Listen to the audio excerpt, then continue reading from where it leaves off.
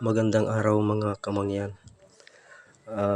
Ito nga pala yung aking ginawang pasibol. Ayan, alam nyo mga kamangyan, ito yung sa mabilis na paraan para pagpapasibol ng buto ng tauri ba to? Tauri, oo. Ayan, hindi siya munggo. Kaya ang pagpapasibol ko nito mga kamangyan ay sa looban lamang ng 2 araw. Ayan, ganyan nakaganda oh. Ayan.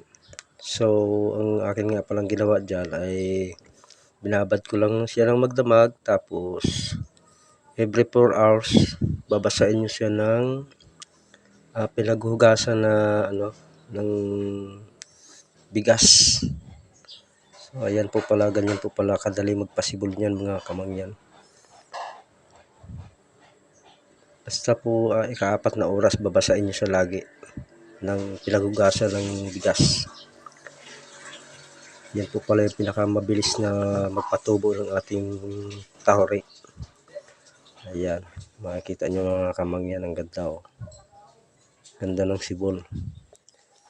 Pagka nabasa nyo na siya, every 4 hours ipapasok nyo sa loob ng sako para mabilis siyang humaba. Yan, so paano mga kamangyan, hanggang dyan lang muna ang aking video at maraming salamat sa inyo lahat. Follow and subscribe na lang po.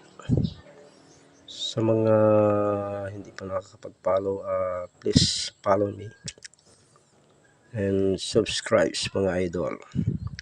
Thank you, bye bye.